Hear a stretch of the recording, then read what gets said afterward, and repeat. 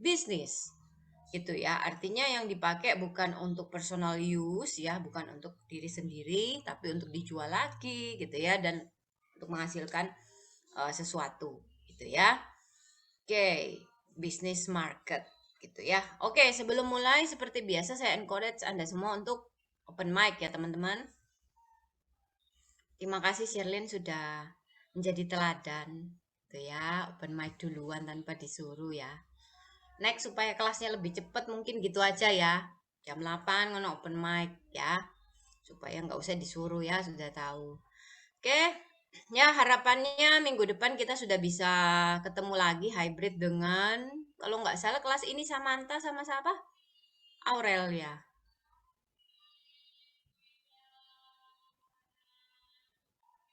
Benar ya, Samantha sama Aurel ya. Ya.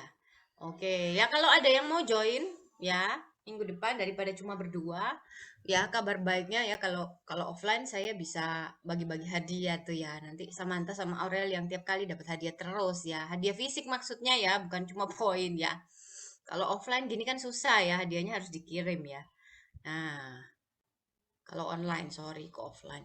Oke, mana nih yang lain? Silakan open cam ya, tanda Anda sudah siap gitu ya untuk kita diskusi hari ini ya. Ada Cynthia, Natasha, Vincent, Diana, Rian, Jordan, ya Cynthia ada dua ya. Tiga ya di kelas ini banyak banget ya. Cynthia Felita, Cynthia Halim, Cynthia siapa lagi tadi ya? Valentina ya. Oh, empat ah. Cynthia Ivana. Banyak banget ya. Terus kalian kalau dipanggil pembedanya apa itu ya? Kalau merek ini kan kita ngomong marketing ya. Merek itu kan harus ada pembeda ya. Nah, kalau Cynthia Ivana panggilannya apa?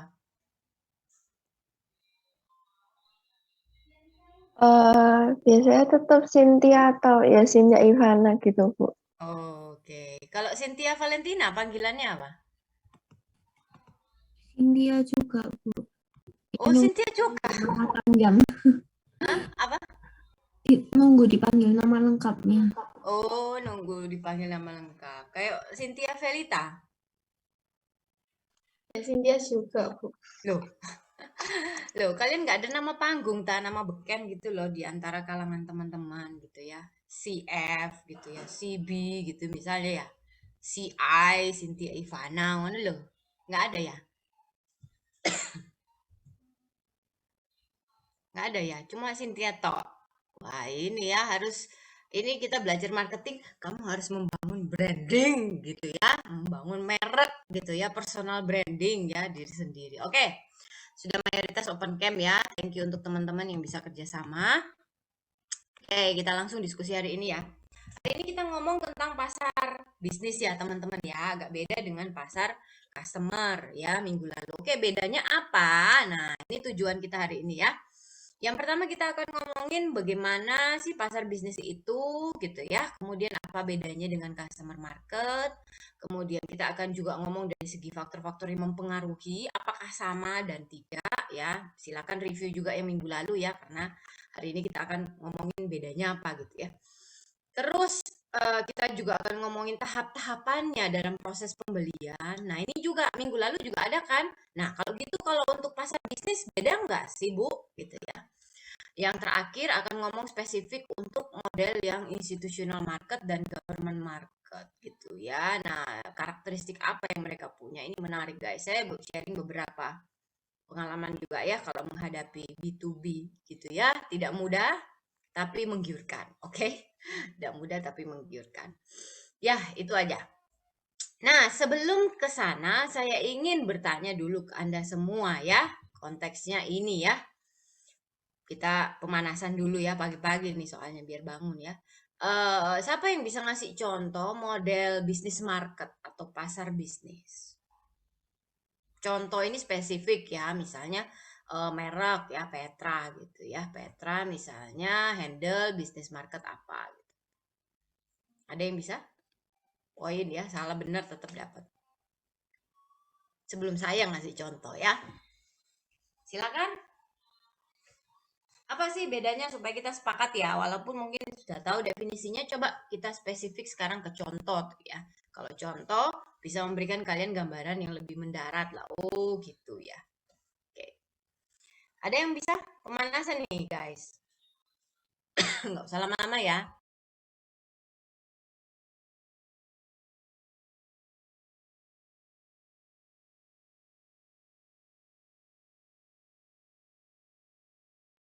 Loh, nggak ada tak? Apa mau ditulis di chat? Yang malu-malu. Ya, Cynthia misalnya Tokopedia. Oke, Tokopedia jual ke siapa sih? Pertanyaannya. Tokopedia Eh, jual ke siapa? Pasarnya siapa? eh, pasarnya ya buat semua sih Bu, yang usernya Tokopedia gitu. Biasanya kok tidak semua usernya Tokopedia bisnis market ya, karena ada yang membeli untuk penggunaan diri sendiri ya. Contoh, kalau saya minyak kemarin habis, saya belinya di Tokopedia. Susah nyarinya lebih mahal, tapi ya wes, pokoknya dapat minyak, gitu kan? Tapi saya pakai untuk goreng-goreng di rumah, maka saya adalah customer market namanya ya, B2C ya. Nah, kalau contoh dia yang beli adalah untuk kepentingan bisnis, kira-kira apa sih?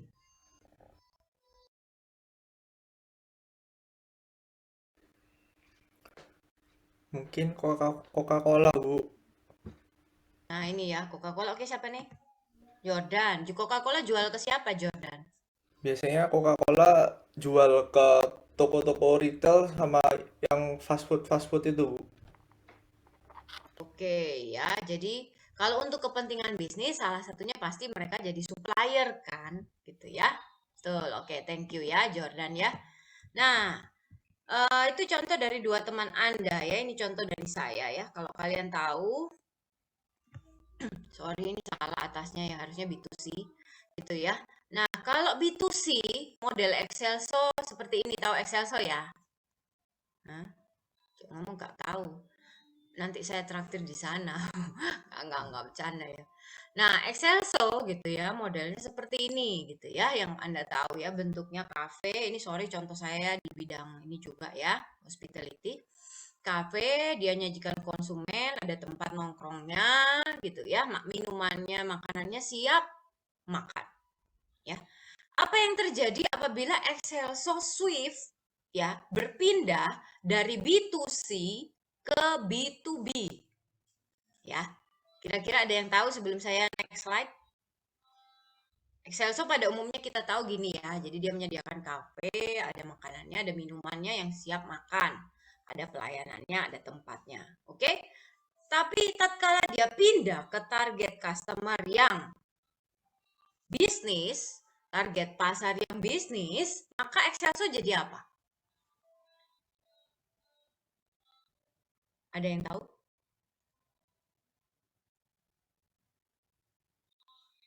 Teng teng teng teng teng teng.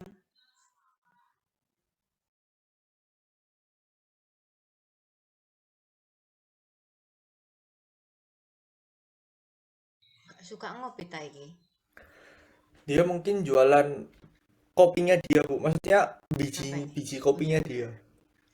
Jordan. Saya sudah berikan hints tadi ya, mumpung saya pecinta kopi. Ini kopi. Ya. Nah, betul ya. Kalau dia pindah ke target bisnis to bisnis, maka dia jadi kayak gini, guys. Oke. Sama ya brandnya Excelso ya. Oke, tapi ini bedanya. Customer itu siap konsumsi, bisnis ada pengolahan.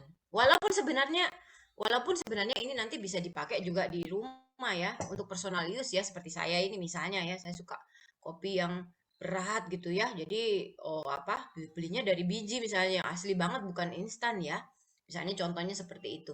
Tapi kenapa dia buat pack seperti ini? Rata-rata pasarnya adalah tentunya siapa teman-teman yang beli? Yang beli biasanya siapa Jordan? Dilanjutin aja. Ya yang coffee shop gitu. Exactly, gampang amat ya.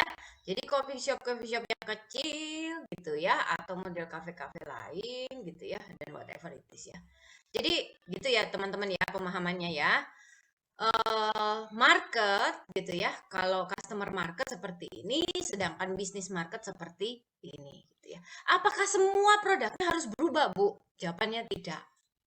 Saya ini bertanya sendiri, jawab-jawab sendiri. Ada yang produknya sama, tapi kemudian dia juga menargetkan bisnis market bisa. Gitu ya, banyak contohnya gitu ya. Contohnya Jordan bilang tadi masalah Coca-Cola gitu ya. Nah, itu juga bisa gitu ya. Itu nggak berubah kan, tetap aja produknya sama gitu ya. Tapi mungkin dia menyediakan khusus kalau Coca-Cola. Khususnya apa teman-teman? Ada yang tahu nggak? Kalau untuk pasar B2B? Nggak tahu ya? Nggak tahu. Dia menyediakan misalnya pricingnya 1 krat gitu ya, bukan per botol lagi, bukan per can lagi, misalnya gitu ya. Nah, kenapa kok bisa begitu teman-teman? Oke, mari kita explore pasar bisnis. Oke, karena mereka punya karakteristik sendiri, sehingga apa yang pemasaran lakukan gitu ya, strategi pemasaran lakukan, kalian harus mengubah 4P, promotion, price, product, place. Masih ingat ya? Sekali lagi kuncinya di sini teman-teman, action plan-nya. Gitu ya. Walaupun P-nya nggak berubah tadi saya bilangnya, mungkin price-nya akan berubah teman-teman. Place-nya mungkin akan berubah dan promotion-nya berubah. Berbeda dengan pasar B2C. Oke, sekarang saya lanjut pertanyaan diskusi kita ya, supaya nggak ngantuk ya. Tadi kalian sudah dapat gambaran contohnya, ya, sudah dapat gambaran juga kira-kira perubahannya kayak apa ya di action plan ini. Jadi, kesimpulannya teman-teman, sebelum kita preteli satu-satu, menurut kalian dulu saya pengen tahu, gitu ya. Pasar B2B, apa sih bedanya dengan pasar B2C? Ya, pasar bisnis, apa sih bedanya dengan pasar konsumen? Gitu. Konsumen ini kadang-kadang ngomongnya end user tadi ya. Ada yang bisa menyimpulkan? 1 poin aja saya sudah happy ya, walaupun ada banyak poin ya perbedaannya. Bu, saya mau coba. Yes, siapa nih? Saya. Natania. Kalau Natania. dari yang saya tangkap, kalau pasar B2C itu kan dia bisnis to customer. Jadi kayak dia itu jualnya kayak langsung bayar jadi yang bisa langsung dikonsumsi sama si customernya atau langsung dipakai sama customernya.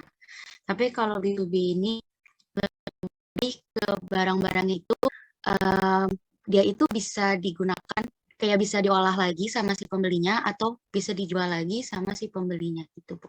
Benar nggak sih? Oke, itu betul definisinya Natania, nggak salah ya. Jadi kita langsung ke definisi ya, betul ya.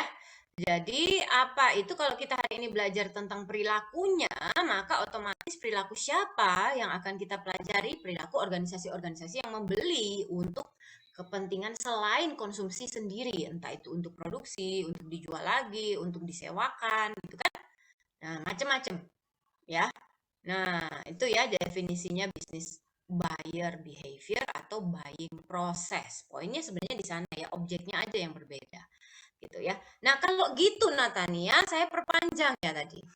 Betul yang kamu sampaikan definisinya. Sekarang kita masuk ke karakteristik. Ya. Apa sih bedanya ya pasar yang konsumen sama pasar yang bisnis? Karakteristik perilakunya. Oke, perilakunya ya. Kira-kira perilakunya bedanya apa?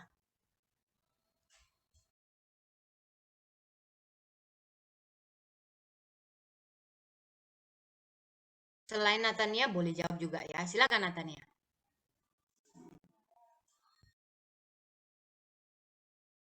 Masih mute, masih mute. Apa ya, Bu, kalau untuk perilakunya? Ya nggak ini sih, Bu.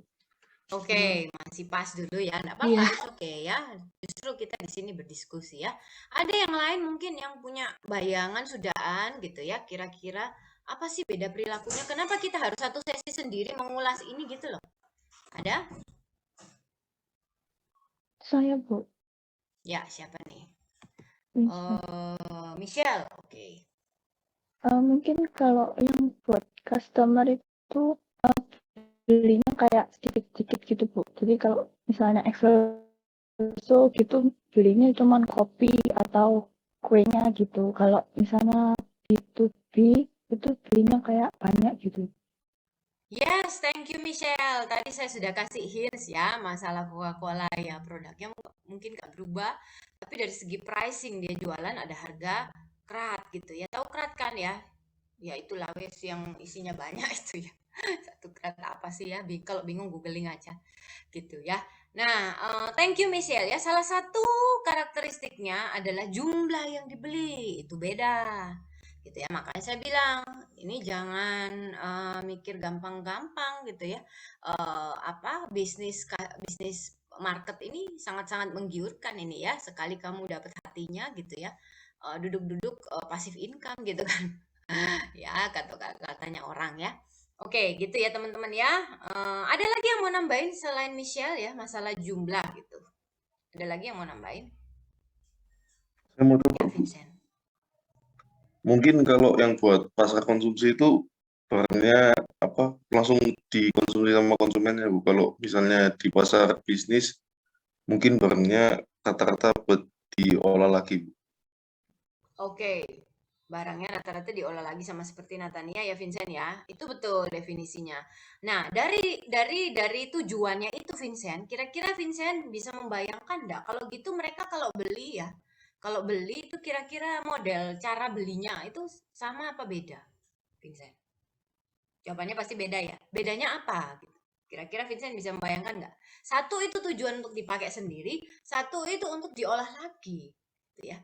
Nah, cara belinya, kalau tadi Michelle mengatakan cara belinya satunya sedikit gitu ya, satunya banyak. Saya ini ilustrasikan aja ya. Kemudian, nah kalau menurut Vincent, gitu ya, dari tujuannya tadi yang sudah beda, maka cara belinya itu beda gitu ya. Nah, bedanya apa Vincent? Selain jumlah.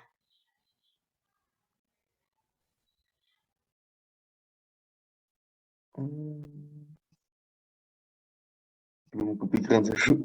Oke, belum kepikiran. Nggak apa-apa ya, kita diskusi ya. Vincent ini suaranya cocok jadi penyiar loh kamu ya. Maksudnya berat gitu ya, suaranya berat, terus bulat gitu ya. Bagus-bagus, enak didengar. Beneran saya serius ini ya, saya suka mencari talent-talent. Hidden talent gitu ya. Oke. Nah, karena itulah kalian di sini ya. Nah, kita tadi sudah mendefinisikan gitu ya pasar bisnis itu kayak apa. Sekarang kita mau ngomongin tentang bedanya apa. Saya simpulin dulu ya antara B2C dan B2B, pasar customer dan pasar bisnis bedanya apa. Saya simpulkan nanti kita bretelin, oke?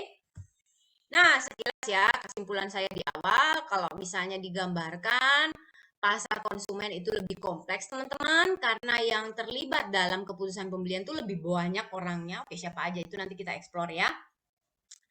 Pembeliannya juga gitu ya. Keputusan pembelian tidak bisa dilakukan cepat teman-teman. Sometimes needs more time gitu ya.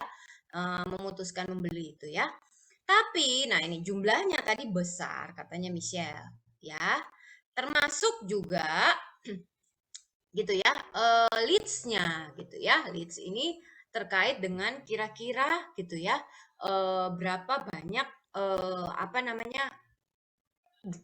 frekuensi pembeliannya ya. Dia sih sekali beli tapi jumlahnya besar gitu ya. Sedangkan kalau pasar customer berkali-kali tapi jumlahnya kecil gitu ya. Nah, kemudian marketing touch point-nya ya, kita kontak seberapa intens dengan mereka gitu ya. Kalau B2B pasti lebih intens kalau kalian harus kontak-kontakan gitu ya daripada si model pasar customer. Oke. Nah, saya menetelin satu-satu ya, kita diskusi dari tadi gitu ya. Maka bisa disimpulkan teman-teman ada 4 perbedaan. Ya, dari segi struktur pasar dan permintaannya berbeda. Gitu ya. Dari segi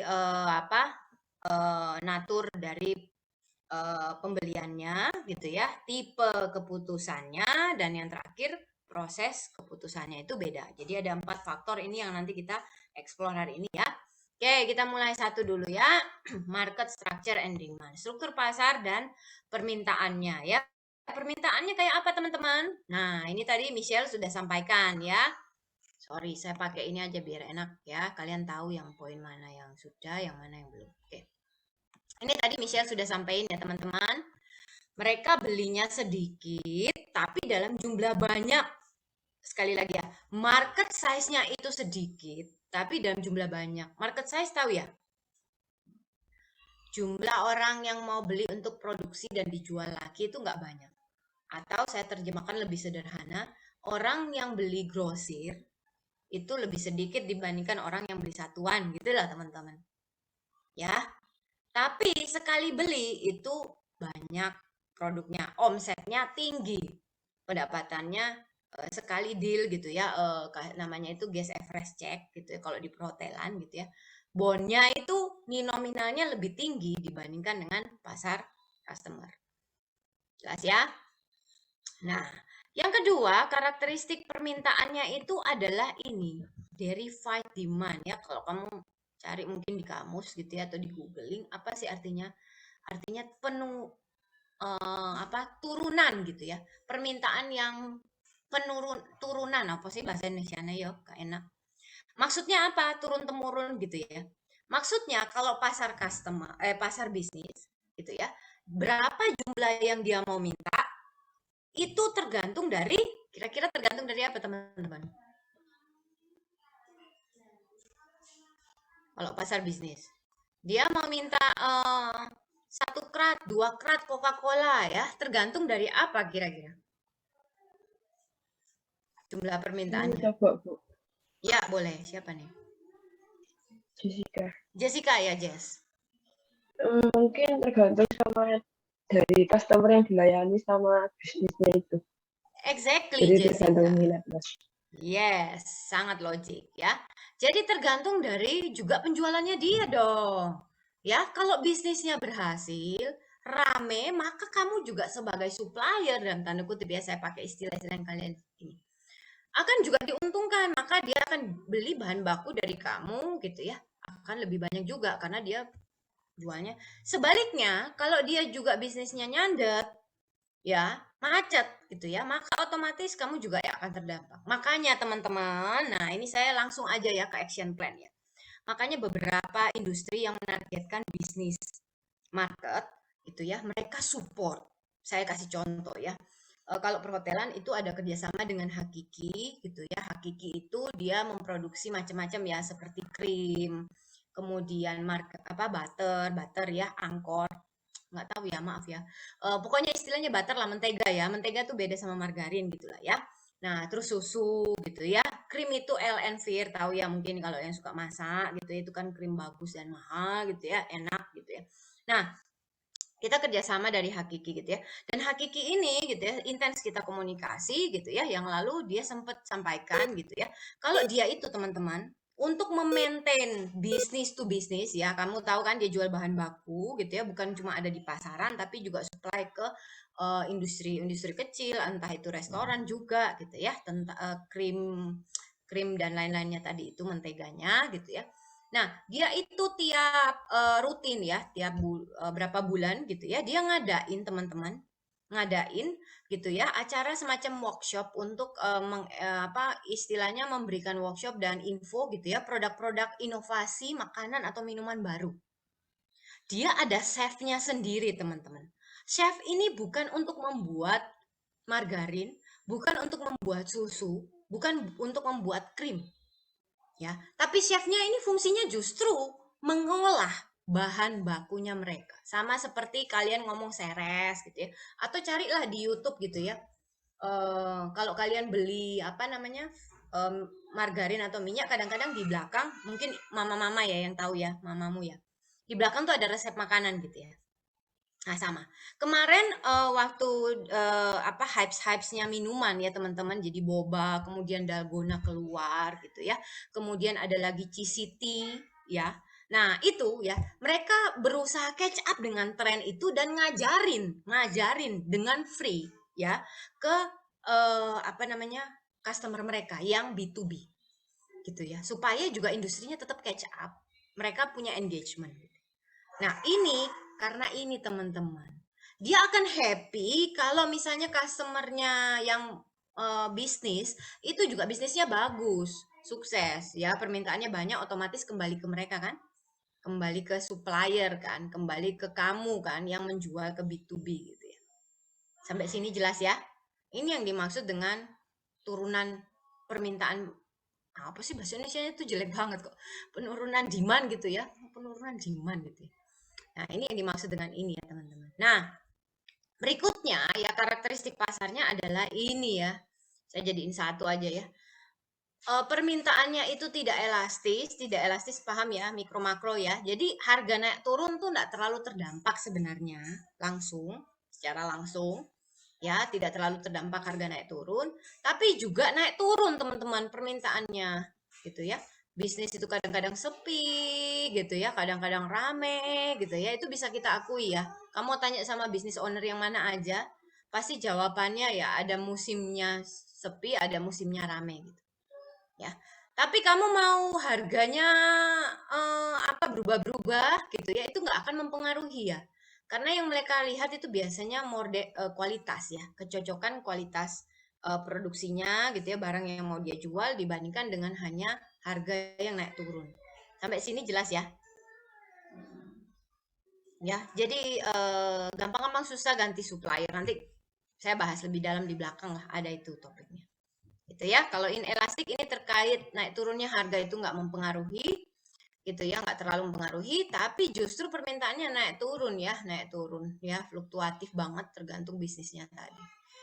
Ya, sampai sini ada pertanyaan teman-teman, diskusinya tentang struktur pasar dan permintaan, karakteristiknya? Belum? Cukup jelas? Oke, kalau sudah jelas kita lanjut ya. Nah, itu yang pertama teman-teman. Yang kedua, bedanya dengan pasar konsumen apa sih? Nah, saya cerita ya. Kalau yang ini mungkin kalian nggak bisa membayangkan, atau yang saya nggak tahu di kelas ini sudah punya bisnis yang pernah jualin ke pasar bisnis juga apa enggak. Tapi sepertinya jarang ya kalau mahasiswa ya. Nah, yang kedua adalah natur ya pembeliannya. Natur pembeliannya ya. Natur pembelian seperti tadi saya pernah disimpulkan di awal ya. Saya sudah sempat mention gitu ya, bahwa natur pembeliannya lebih kompleks ya teman-teman. Lebih kompleks dibandingkan dengan customer behavior. Apa yang membuat kompleks? Nah, sorry, saya pakai ini lagi ya. Apa yang membuat kompleks? Karena yang terlibat dalam keputusan pembelian itu lebih banyak, gitu ya. Kamu pendekatannya harus lebih profesional dan interaksinya harus lebih banyak. Nah, ini kita bahas satu persatu ya teman-teman. Nanti ada tentang siapa saja sih ya yang memutuskan membeli gitu ya. Nah, ini sorry, sini dulu ya. Siapa aja memutuskan membeli ya. Nanti ada di belakang gitu ya. Terkait kalau dalam bisnis gitu ya. Kadang-kadang ada yang pakai proses tender ya teman-teman ya. Terutama yang model pemerintah. Tahu tender ya? Kalau panitia-panitia gitu pakai tender nggak sih teman-teman? Sudah ikut panitia ya? Udah ikut panitia belum? Udah, ada yang jadi konsumsi di sini? Enggak ada. Oke, konsumsi biasanya setahu saya pakai tender ya. Saya nggak tahu kalau panitia mahasiswa ya, tapi kita wisuda aja itu biasanya tender ya, ngambil beberapa opsi supplier, kemudian dicoba gitu ya, food test, itu ya, yang mana yang cocok, blinded ya, jadi nggak pakai merek, jadi biar nggak distract ya, nggak terganggu sama mereknya. Jadi mereknya diambil gitu ya, kemudian dicoba secara random, yang mana yang cocok itu yang diambil jadi produk untuk konsumsi wisuda, gitu contohnya ya prosesnya ya. Jadi pengambilan keputusan itu bukan terletak sama satu orang, kadang-kadang perlu juri seperti itu, gitu ya. Yang kedua ya professional approach teman-teman, ya pakai proposal, surat perjanjian. Nah saya kalau di CEC ya handle bisnis ini gitu ya. Mereka pasti minta faktur pajak gitu-gitu loh. Terus NPWP gitu ya, surat pendirian gitu. Nah, jadi teman-teman, kuncinya ya, kuncinya kalau di sini, suatu saat ya kamu kepengen jualan ke bisnis customer, kuncinya di sini itu legalitas, teman-teman. Ya, legalitas. Kalau kamu level UMKM, jujur ada susah masuk ke model ke bisnis. Gitu ya, yang gede-gede maksudnya yang omsetnya besar-besar gitu ya. Karena mereka akan nuntut biasanya ya, salah satu syarat untuk kamu bisa jualan ke perusahaan gitu ya, jadi supplier perusahaan itu bisnismu tuh sudah PT. Tahu ya, sudah didaftarkan secara hukum dan punya izin usaha secara legal. Supaya apa? Nah, dia percaya gitu bahwa oh ya kamu kalau ada apa-apa tuh bisa dituntut, bisa dibawa ke ranah hukum gitu-gitu. Ya. Jadi pendekatannya profesional teman-teman, ya. Nggak sembarang. Interaksinya pasti lebih intens teman-teman, ya, lebih kompleks. Kalau di bisnis kita ya di hospitality salah satunya IO ya. Nah, setiap kali ada alumni yang juga dia punya apa? Perusahaan IO gitu ya. Kadang-kadang dia bilang dapat klien event karena dia handle ini ya IO khusus bukan wedding, bukan party, tapi IO khusus yang untuk perusahaan ya. Jadi kayak brand activation, launching produk, pameran gitu ya. Nah, itu mereka yang handle ya. Nah, kadang-kadang dia bilang gini, Bu, dia dapat omset itu dari mana, teman-teman? Ngopi. Ya, kadang-kadang dia dapat omset itu dari mana? Dari hanya ngopi-ngopi, gitu ya. Jadi ngajak ngobrol sama biasanya kan kalau brand activation, launching produk tuh daerah marketing ya. Ngajak ngobrol sama marketing manajernya, ngopi aja di warung kopi, ngobrol santai dan terjadilah deal. Gitu ya. Nah, kadang-kadang seperti itu ya. Atau ada yang pendekatan formal juga, kamu harus presentasi, harus pitching. Tahu ya istilah pitching ya? Waktu singkat berusaha menjual dalam waktu singkat gitu ya. Nah, seperti itu ya. Jadi lebih kompleks dibandingkan customer ya. Kalau customer lebih mudah gitu ya, lebih simple lah ya, tidak seribet ini. Worth it ya karena sekali beli dan biasanya sih ikatannya cukup panjang ya, kecuali kalau dia benar-benar waktu beli nggak cocok gitu ya, ada layanan yang nggak cocok atau produk kualitasnya yang nggak cocok, maka dia nggak akan beli lagi. Tapi rata-rata biasanya ada kontrak jangka panjang, gitu ya. Nah, itu ya teman-teman. Nah, yang ketiga yang membedakan adalah proses pengambilan keputusannya, teman-teman. Ya, proses pengambilan keputusannya. Ini contohnya ya, nanti juga ada, gitu ya. Bagaimana sih sistem itu sebenarnya kita milih supplier, gitu ya. Nah, ini ya. Nanti ada di bawah ya. Lebih jelasnya proses pengambilan keputusannya seperti apa kalau milih supplier ya. Harus masukin proposal gitu ya, harus present, harus follow up dan lain-lain. Gitu ya. Nah, berikutnya tadi ya perbedaan poin-poin perbedaannya, kita masuk ke poin perbedaan yang pertama dulu ya, yaitu apa faktor yang mempengaruhi perilaku konsumen. Nah, saya mau tanya dulu yang minggu lalu ya. Kalau customer market teman-teman ya, pasar konsumen gitu ya, masih ingat nggak buying behavior-nya kayak apa? Saya kasih hints ya, boleh buka slide ya, nggak mungkin sekarang buku kan nggak ada toh. Boleh buka bahan minggu lalu, oke? Ini ya. Nah, saya kasih hints. Minggu lalu jawabannya yang ada di sini itu untuk yang customer. Kalau kalian ingat itu ada gambar 3 kotak dan ada panah yang menghubungkan 3 kotak tersebut. Oke, ada yang mau menyampaikan ya minggu lalu itu kalau customer market gitu ya, buying behavior-nya kayak apa sih?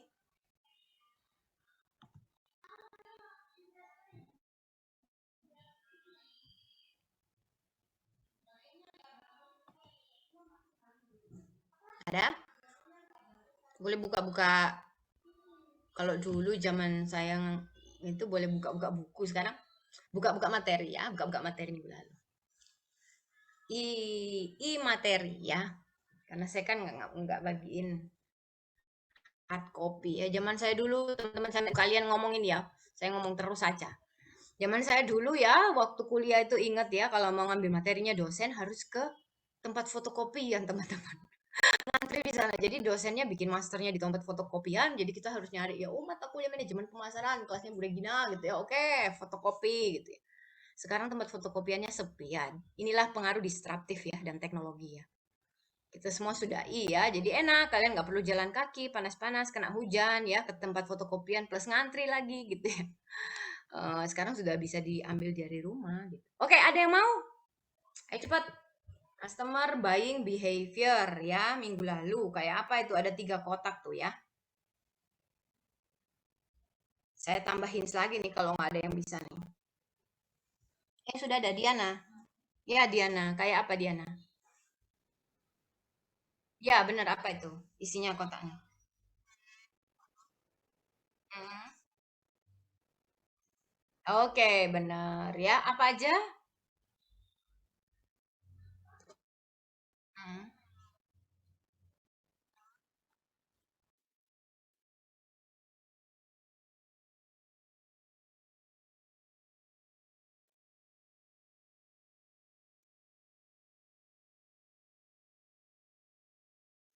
Asik, thank you. Oke, terima kasih sudah recall ya, sudah mengingat kembali, mereview kembali yang punya minggu lalu. Oke. Nah, mari kita lihat ya. Nah, kalau bedanya sama bisnis, ya, bisnis market itu apa, teman-teman? Ya, sama ya, mayoritas sama kalau kamu lihat ini ya. Ada lingkungan, ya, sama seperti yang Diana sampaikan. Silakan dibuka ya sebelahnya ya, supaya kalian bisa sambil lihat sebelah-sebelahnya gitu ya. Bedanya apa? Sama 3 kotak. Ujung kanannya itu juga lingkungan. Ujung kirinya tuh lingkungan, ujung kanannya tetap respons, gitu ya. Nah, lingkungan ke respons dan tengah-tengahnya yang berbeda. Oke. Tengahnya kalau kalian yang lihat yang berbeda ya. Sebenarnya di buyer response juga agak beda nih ya. Isinya tapi ya. Kalau di customer market isinya ini black box ya. Masih ingat black box ya. Black box sesuatu hal yang kita nggak bisa dalamin kecuali dengan riset gitu ya teman-teman. Ngobrol-ngobrol baru tahu gitu ya. Apa sih motivasinya gitu ya, perilakunya, lifestyle-nya kayak apa gitu ya. Nah, sedangkan kalau di bisnis market yang dominan kalau kamu lihat di sini ya. Nah, itu adalah organization, teman-teman. Ya. Organisasinya mempengaruhi ya, artinya aturan organisasi, SOP gitu ya. Mempengaruhi individu, teman-teman. Ya, jadi ada dua di sini nih ya, bukan cuma perilaku orangnya ya. Orang siapa yang membeli, tapi juga ada pengaruh dari organisasi, teman-teman. Ya. 3 malah ya, interpersonal, individual, dan organisational. Artinya apa, Bu? Interpersonal itu siapa sih yang duduk di bangku purchasing? Ya toh? Yang di departemen purchasing yang bakal membeli barangmu itu kira-kira siapa? Itu interpersonal ya. Individual, itu individual, sorry. Interpersonal artinya hubungan antara departemen satu dengan yang lain ya, dinamikanya, kontaknya gitu ya. Organizational artinya kebijakan, SOP gitu ya. Nah, lebih lanjut kita explore satu persatu ya. Ada itu ya, kita explore satu persatu. Nah, sebelum ke sana gitu ya, kalian harus tahu tipe-tipe dulu ya. Tipe-tipe situasi pembelian. Ya, ada model kalau dalam bisnis ya, kalau dalam masih ingat ya, kalau dalam customer market Diana bisa buka di next lagi, rasanya itu ada tentang complex buying behavior, habitual buying behavior, masih ingat ya? Yang kita ngomong beli emas itu beda mek beli aqua gitu ya, beli mobil mewah gitu ya, nah beli properti. Nah, kalau dalam bisnis itu nggak gitu modelnya ya, buying situationnya agak beda tipenya ya. Nah, kalau yang perilaku konsumen di dalam bisnis ada 3 aja. Dilihat dari gitu ya, cara belinya ya, situationnya ya. Kalau straight buy itu berarti dia rutin. Ya, kata kuncinya ini aja ya. Kata kuncinya ini aja ya, rutin.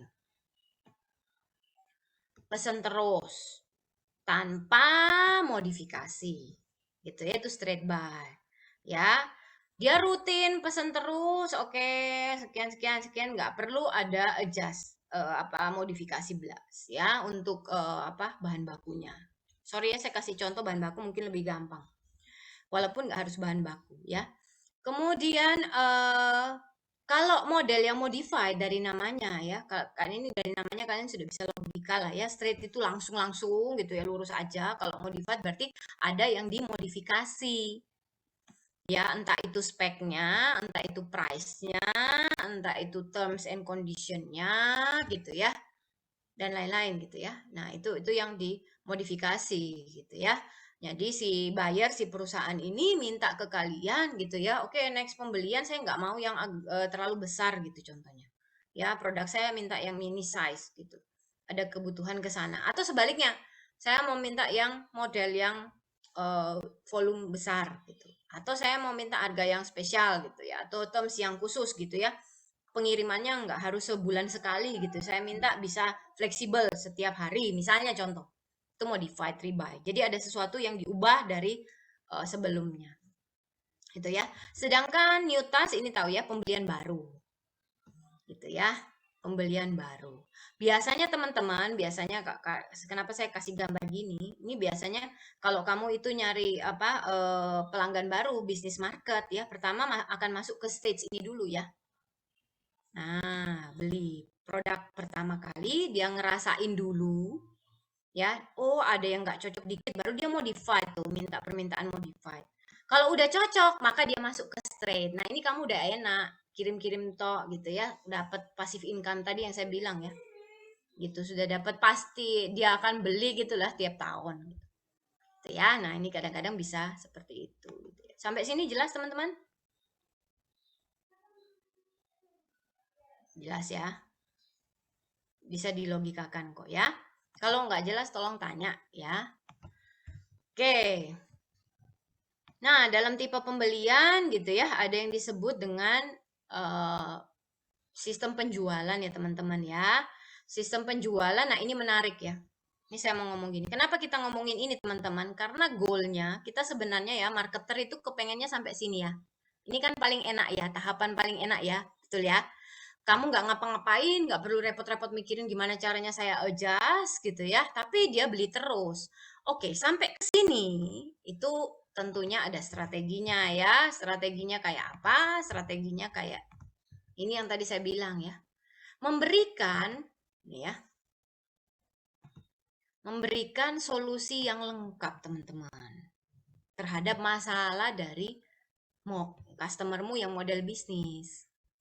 Gitu ya. Solusi lengkap berupa apa? Pokoknya bikin dia nyaman lah gitu ya. Dia pengennya apa? Nah, makanya teman-teman kalau yang model bisnis itu rada custom.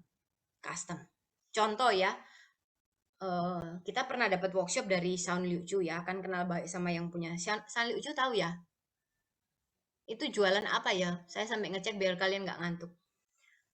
Jualan apa ya San Liu Chu itu ya? Ayam goreng tak? Diana yang kelihatannya mantuk-mantuk paling kencang ini, Di. San Liu Chu jualan apa, Di?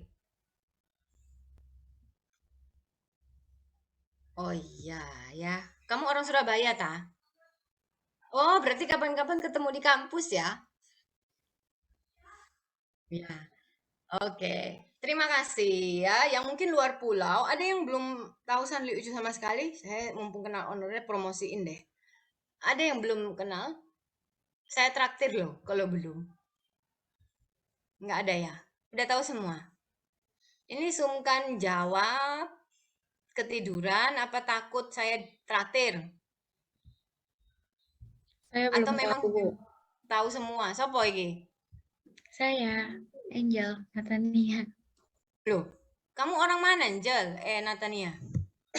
Saya orang Bogor, Bu. Oh, Bogor. Belum pernah ke Surabaya? Udah, tapi saya nggak tahu itu apa. Oh, gitu. Waduh, nanti tak sampaikan ke ownernya ini ya. Kamu suka makan Chinese food?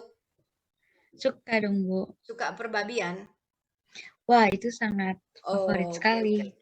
oke. Oke. Atau kamu ngomong cuma buat saya traktir? Nggak juga sih, Bu. Ya, semester ini nek kamu nggak ke Surabaya nggak jadi loh traktirannya lo ya.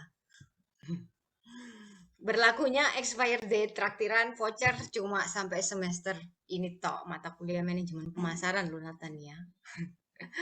Ya oke gitu ya. Serius ini serius ya. Saya kalau ngomong nggak pernah nggak serius ya. Oke, kembali ke tadi San Liu Chu misalnya ya. Jadi Natania bisa kamu browsing ya, walaupun nggak tahu lihat IG-nya juga ada. Itu salah satu kuliner legendaris di Surabaya, khususnya di dunia perbabian dan mie babi. Tuh ya, karena dia lebih dari 60 tahun sudah stay di Surabaya. Jadi rata-rata legendaris lah. Kemarin menang ya Jawa Pos Culinary Award kategori lifetime. Karena udah tua. gitu ya. Nah, jadi dia sudah yang pegang generasi ketiga, teman-teman. Kita hubungan baik dengan mereka, gitu ya. Nah, menariknya, saya nggak mau cerita panjang lebar masalah itu, gitu ya. Menariknya waktu kita mereka ngadain workshop tuh buat dosen-dosen perhotelan ya, untuk bikin eh, legendaris apa namanya xiaolong pao-nya. Karena xiaolong pao-nya dia itu tipis gitu ya. Saya jadi ngimi-ngimi ya, belum breakfast sorry loh ya. Tipis gitu ya, ada kuahnya, ada teknik makannya. Mungkin yang belum tahu ya nanti kapan-kapan saya ajarin ya. Kalau kita ada closing party mungkin bisa ya nanti closing partinya xiaolong pao.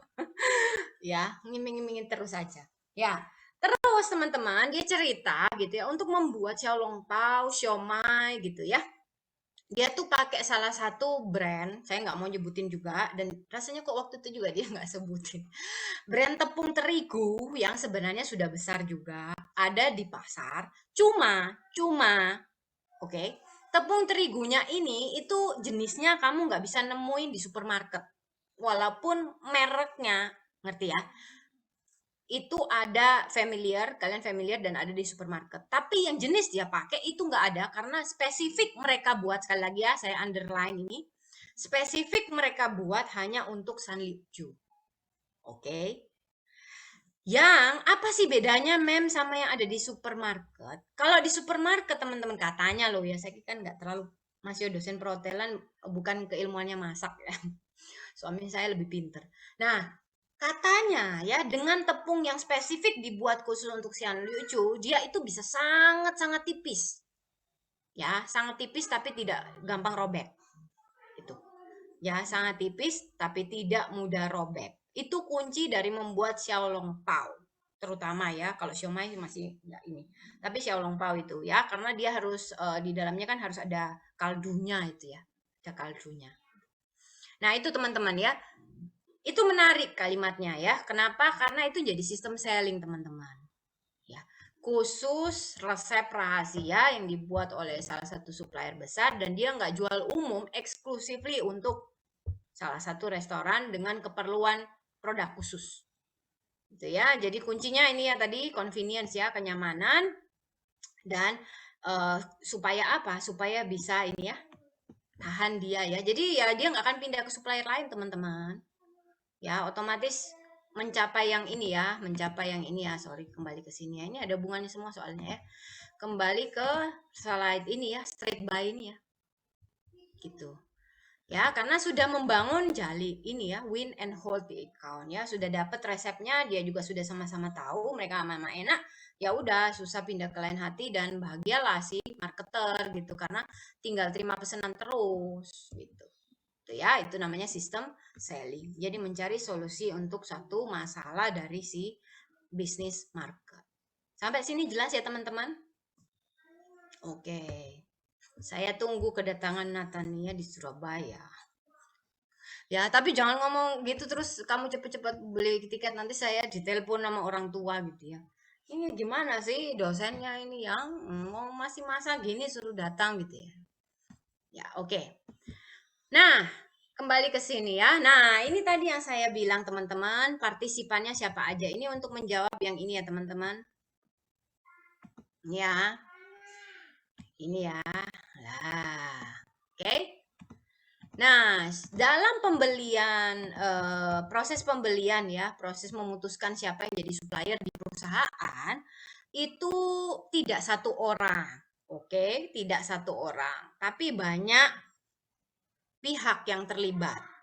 Ya, pihak ini bisa siapapun teman-teman, tapi yang ada di layar Anda ada 2, 4, 5, itu rules-nya, peranannya. Ngerti ya? Pihak itu boleh siapapun, tapi yang di depanmu ini ada 5 user, influencer, decider, purchaser, gatekeeper, itu peranannya. Contoh-contoh. Contoh ya.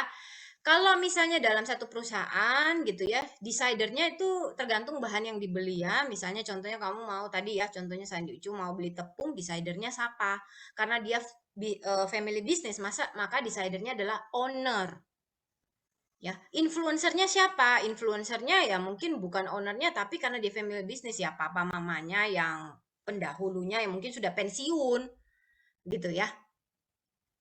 Purchasernya siapa? Ya purchasernya mungkin dia ada departemen khusus yang purchasing. Gatekeeper-nya siapa yang terima informasi itu? Ya, mungkin gatekeeper-nya ini adminnya mungkin ya. Bisa juga admin gitu. Usernya siapa? Usernya kitchen-nya, tukang masaknya. Jelas ya?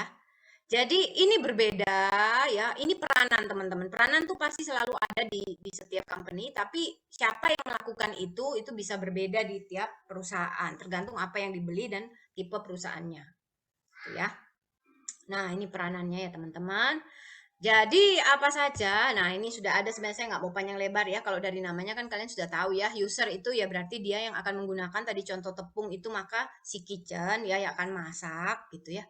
Dia juga mempengaruhi loh, karena kalau dia bilang ya, oh ini nggak bisa melar, ini nggak bisa melar, ini gampang robek gitu ya, maka otomatis mereka nggak mau beli, purchasing-nya nggak akan jadi beli.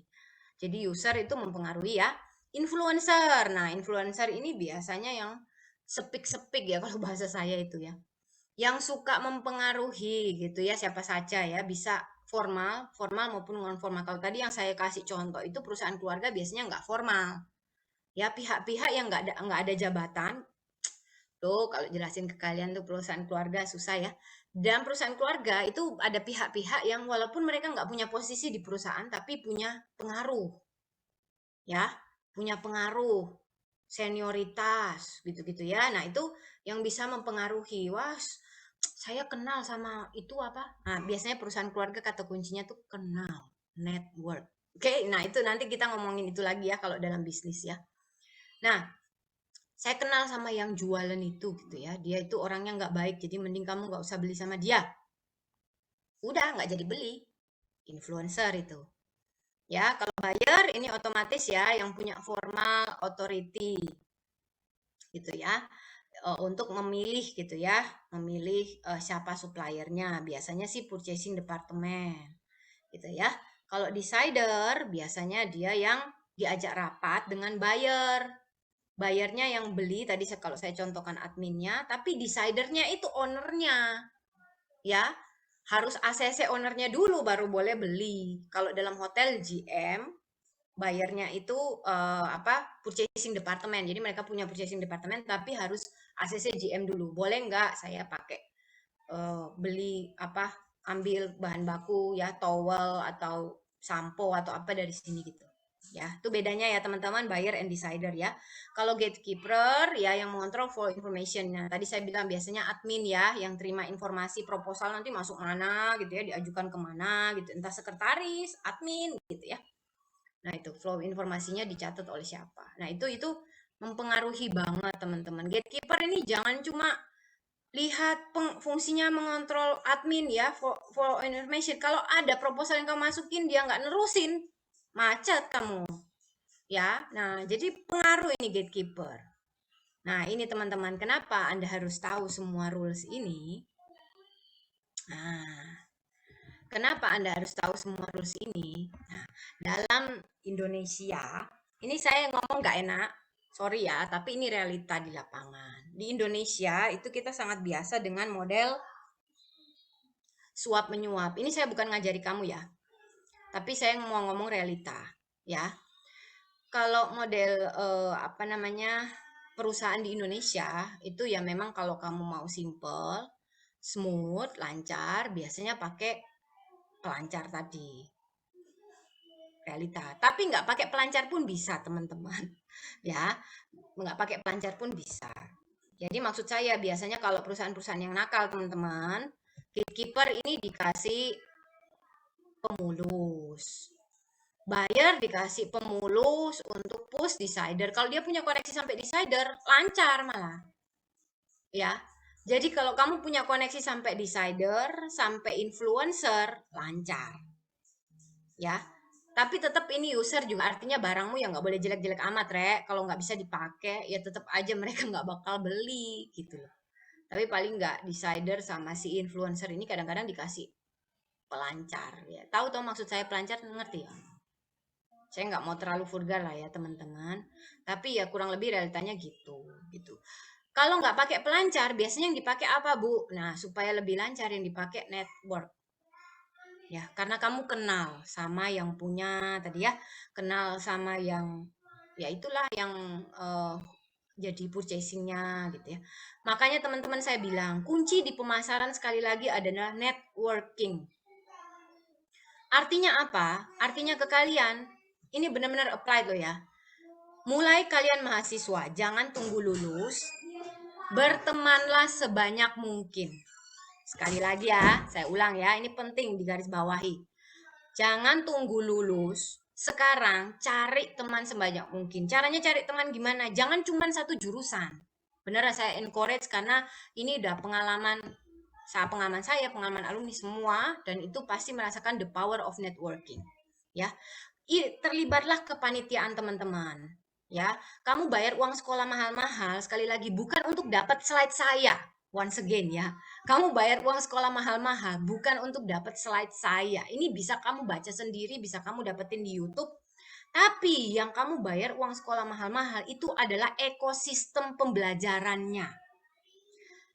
Artinya apa Bu ekosistem pembelajaran? Kesempatan kamu untuk bikin kepanitiaan, beracara, bernetworking gitu ya. Bangun jalin persahabatan dengan sebanyak-banyaknya orang. Serius ini. Itu nggak akan kamu dapatkan di pembelajaran online YouTube dan lain-lain, nggak akan. Ya, prinsip saya dulu waktu mahasiswa juga gitu teman-teman. Saya bayar uang sekolah mahal-mahal, saya harus memanfaatkan satu kerjasama Petra, dua peluang-peluang yang lain-lain, gitu. Ya, ini intermezzo, tapi bagi saya ini penting, saya selalu sampaikan gitu supaya kalian tidak miss the moment. Kalau kalian start sudah waktu lulus kuliah, believe me, susah. Susahnya kenapa teman-teman? Karena kalian sibuk kerja gitu ya, punya urusan masing-masing gitu ya, dan akan punya waktu lebih sedikit untuk menjalin networking. Believe me. Ya, nggak percaya ya, silakan nanti setelah lulus kalau masih kontak-kontak sama saya tanya gitu ya. Gitu ya. Jadi mulai sekarang yaitu sekali lagi saya encourage, ikutlah kepanitiaan, bangun teman-teman di luar jurusanmu. Karena ini serius, ini udah praktek loh ya. Prakteknya bukan dari kalian, ini dibangun ya, itu bukan dari waktu kalian lulus ya, tapi dari sekarang ya, punya power. Itu aja ya, intermezzo dari saya sedikit tapi penting. Oke, sampai sini ada pertanyaan atau diskusi teman-teman?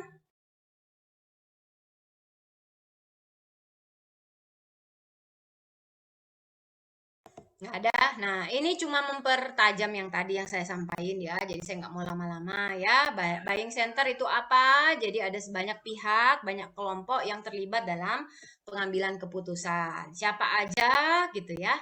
Ya, siapa aja ya, tadi ada rules-rulesnya dan itu ada macam-macam gitu ya. Dan mereka biasanya akan mengevaluasi kriterianya, dan juga ada informal partisipan yang tadi saya bilang ya, senioritas kadang-kadang dia nggak punya jabatan tapi punya power untuk speak, tahu speak ya, bisik-bisik, berbisik gitu ya, ini bagus, ini nggak bagus, ini harusnya gini. Ya, solusinya apa? Tadi saya sudah sampaikan ya, nggak mau ulang. Oke? Itu ya, sampai sini jelas ya teman-teman? Ini menarik ya, makanya ini saya cerita satu case dan kalian harus tahu ya, bukan karena apa-apa, tapi ya kalian jangan terlalu naif juga gitu ya. Kalau di dunia pekerjaan memang kayak gitu ya. Suami saya sempat cerita ya, salah satu temannya keluar, terus dia pindah ke perusahaan lain ya, saya nggak mau nyebutin perusahaannya juga dan bidangnya apa ya teman-teman. Itu jadi bagian purchasing. Jadi ada di buyer sini ya. Nah, bagian purchasing ini lahan basah teman-teman. Kenapa saya bilang lahan basah? Ngerti nggak istilahnya? Hah? Oh, nggak ngerti. Ya memang kalian masih polos ya teman-teman. Ya ampun, maaf. Ya oke. Purchasing ini lahan basah ya. Kenapa saya bilang lahan basah gitu ya? Karena di sana kamu bisa dapat banyak kompensasi-kompensasi di luar. Ngerti ya maksud saya ya? Nah, contoh ya, waktu ada supplier yang mau masukin bahan baku ke tempatnya dia bilang, oh enggak segampang itu. Kebetulan anaknya nakal. Memang anaknya nakal ya, nggak baik. Oh enggak segampang itu. Jadi dia permintaannya macam-macam teman-teman. Minta di entertain. Ngerti ya? Mungkin tidak harus dalam berupa uang, tapi berupa entertainment. Ya kadang-kadang kalau dia nakal banget dan laki, ini laki ya. Minta cewek gitu ya. Nah itu ya. Supaya bisa memuluskan jalan si suppliernya gitu. Nah, ini perilaku yang kurang baik, tapi jangan kaget kalau kamu nemu model begitu. Ya, apakah itu sah, teman-teman? Well, kalau secara ini sih saya percaya enggak gitu ya. Jalanmu bisa mulus sekarang tapi nanti bisa kedapatan gitu ya. Mending bermain dengan baik ya. Maksudnya bermain dengan kalau kamu bermain di lapangan, bermain dengan fair gitu ya, bukan dengan cara-cara yang tadi gitu ya. Yang kamu perkuat networking boleh, itu sah gitu ya. Itu memang ada konsep dan teorinya, tapi bukan dengan cara-cara yang entertainment tadi ya. Itu suatu saat kalau produkmu juga jelek ya, suatu saat kamu kena batunya gitu loh ya. Nah, itu maksud saya ya. Oke, gitu ya. Nah, ini yang tadi sama seperti kalau kamu buka slide yang minggu lalu juga, gitu ya teman-teman. Ini sama seperti yang punya minggu lalu ya, kalau kamu lihat ya. Ini ya, nah ada environment, ada organization, dan ada interpersonal, dan ada individual. Nah, tadi, sorry ya, ini saya kembali ke sini lagi. Supaya kalian ingat, ini nyambungnya kemana sih Bu? Kok sesuatu yang baru nggak baru? Ini ada di sini. Nah, ini dia. Ya, ini yang tadi saya bilang ya, individual, interpersonal, dan organization, dan satu lagi kita bahas environment. Jelas ya? Yang mempengaruhi respon. Oke. Nah, jadinya kotak yang ini, teman-teman. Nah, ini dia. Ya, environment, organizational, interpersonal, dan individual yang mempengaruhi si buyer. Oke. Nah, rasanya saya sudah rada mulai capek nih di sini ya. Nah, sebelum kita masuk detail ya teman-teman, apa yang mempengaruhi, kalau saya bisa simpulkan dari sini, yang mempengaruhi sebenarnya cuma 2 faktor, ya, faktor eksternalnya, economic faktor, dan personal faktor ya, emosionalnya ya. Economic faktor bisa mempengaruhi price dan servisnya, emotional faktor mempengaruhi mood-moodan. Itu ya teman-teman. Ya, itu kurang lebih ya cara bacanya sederhananya gitu. Nah, ini nanti kita akan ulas satu persatu ya. Nah, kita mau ulas, saya mau supaya saya nggak ngomong terus, jelasin terus, mungkin dari kalian juga ya. Oke, saya lihat nanti kita masuk ke, bentar ya, izin lihat dulu ya. Kita masuk ke time istirahat kira-kira ya. Sudah mulai KO ini? Sudah mulai KO? Ya, sebelum masuk ke sana mungkin kita bisa istirahat dulu ya teman-teman ya.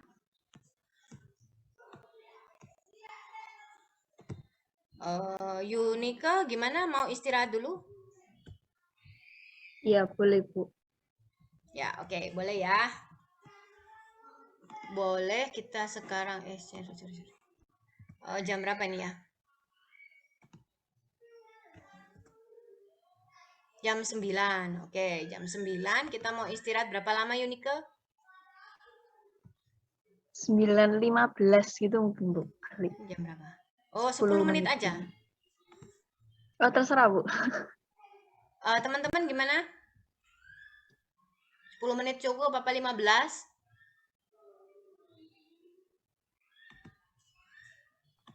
Oke, 9.20 ya. 9.20, tapi saya mohon waktu istirahat pergunakan merenung slide yang tadi ya. Nanti saya akan tanya hints-nya ya, setelah istirahat saya akan tanya contoh-contohnya bagaimana sih. Tolong jelaskan pengaruh environment ke buyer gitu ya, individual ke buyer, organization ke buyer gitu ya. Oke, selamat istirahat teman-teman.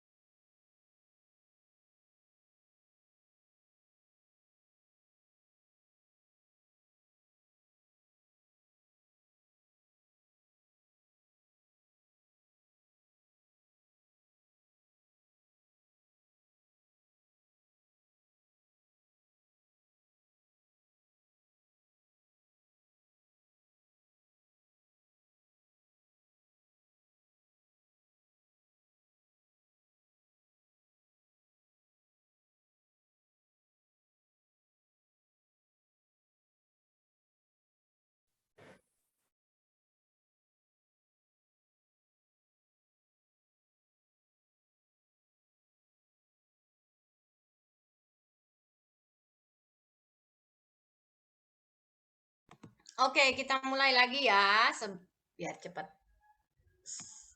tercapai gitu ya tujuan pembelajaran hari ini. Nah, tadi seperti yang saya bilang ya, waktu istirahat mungkin kalian bisa merenung gitu ya. Dan biar cepet juga kita bahas, nggak usah satu persatu gitu ya. Tapi paling nggak kalian dapat gambaran kira-kira bagaimana lingkungan environment ya, lingkungan ekonomi ya, kondisi supply, teknologi, politik, competition, culture ini mempengaruhi si buyer. Buyer dalam hal ini bisnis ya. Bisnis market ya, bukan customer market ya. Hampir sama sebenarnya yang kita diskusikan kalau kamu masih ingat 2 minggu lalu yang kita bagi kelompok itu gitu ya. Kemudian present satu persatu, hampir sama, cuma perspektifnya dari sisi bisnis market. Kalau yang lalu kan dari perspektif customer market gitu ya. Ada yang mau sampaikan? Silakan. Ya, silakan Diana. Ya, benar, satu aja.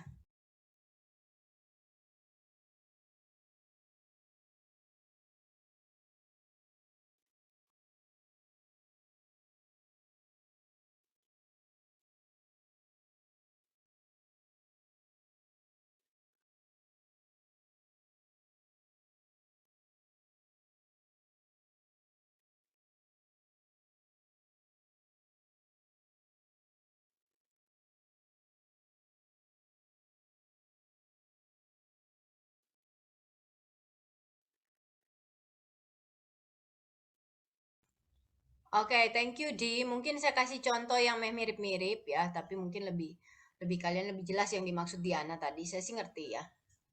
Nah, misalnya contoh ya kita di bidang F&B ya, bisnis kuliner. Kalau kamu misalnya mau dirikan kafe dengan jualan koktail, tahu koktail ya, minuman beralkohol gitu ya, itu harus ada izin khusus ya, karena tadi Diana bilang sama seperti senjata tajam, peredaran minuman keras di Indonesia itu tidak mudah. Bea cukainya tinggi teman-teman ya, makanya kenapa kamu kalau beli minuman beralkohol di Indonesia tuh jauh lebih mahal dibandingkan luar negeri ya. Kemarin saya nyari-nyari karena mau coba soju ya toh ternyata gitu ya dan lihat juga model-model apa Baileys gitu ya, Kahlua, vodka gitu ya, wah harganya tinggi banget gitu ya. Dulu saya di Belanda aja cuma dapat $5 sudah bisa dapat Baileys gitu ya. $5 kamu kalikan 15.000 loh, cuma 50.000 untuk guys. Menarik ya, 1 liter ya. Di sini 500.000 gitu ya, karena bea cukainya memang tinggi ya, dan tidak sembarang apa namanya bisnis yang bisa jualan seperti itu ya. Kemarin saya kayak ngomong-ngomong sama beberapa owner juga yang mereka ada jualan minuman itu memang harus punya izin khusus ya untuk menjual tersebut. Nah, otomatis apa dampaknya maksudnya? Kalau misalnya kalian suatu saat mau apa namanya ini ya mau jualan minuman keras, mau nyuplai minuman keras, nah otomatis cari bisnis marketnya ini ya kalian harus punya izin dulu ya, kalau enggak ilegal itu biasanya susah masuknya gitu ya, seperti itu. Sama seperti contohnya dia tadi. Oke, bener banget ya. Ada yang lain yang mau yang organizational, interpersonal, individual? Kalau udah benar-benar saya kan enak ya, tinggal skip gitu, happy. Ada? Ya, ada yang di chat ini, terima kasih ya. Loh, oleh baik bilangnya izin off cam. Gak pikir jawab pertanyaannya. Ada yang mau menjawab bagaimana organisasi ya, organisasi dalam hal ini ya tadi ya, tujuannya, strateginya, strukturnya, sistemnya, prosedurnya itu bisa mempengaruhi si buyer. Buyer dalam hal ini ya mereka sendiri yang mau beli ke kamu atau enggak gitu loh. Interpersonal ini berarti hubungan ya, siapa yang menginfluence, siapa yang punya keahlian, atau yang tadi user biasanya yang punya keahlian ya. Kemudian authority, siapa yang punya wewenang untuk memutuskan, decidernya gitu ya. Interpersonal itu hubungan antara orang, peranan gitu ya, serta dinamika grupnya gitu ya di sana. Itu interpersonal ya. Kalau individual ya karakteristik orang yang bakal buying center partisipan tadi ya, yang 5 itu tadi ya, yang ada user, buyer, decider gitu ya, influencer. Nah, karakteristiknya mereka ini umurnya gitu ya, posisinya, motivasinya, personality, preference gitu ya, buying style beda-beda kan gitu loh. Nah, itu bagaimana bisa mempengaruhi kalian ya. Yang paling susah itu di antara semua ini yang individual. Kenapa teman-teman? Karena kalian nggak bakalan tahu gitu ya. Makanya yang proposalmu kenapa ke pending-pending gitu ya. Nah, kadang-kadang ada model individual di sana gitu loh, motivasinya, preference-nya gitu ya, buying style-nya. Itu hanya bisa dieksplor kalau kamu memang kenal dekat gitu ya, tahu gitu. Nah, biasanya makanya saya bilang networking itu membantu untuk yang individual gitu. Oke, ada yang bisa ngasih contoh ya, organizational, interpersonal, dan individual. Salah nggak apa-apa, it's okay. Saya cuma pengen tahu kalian bisa menerjemahkan atau enggak.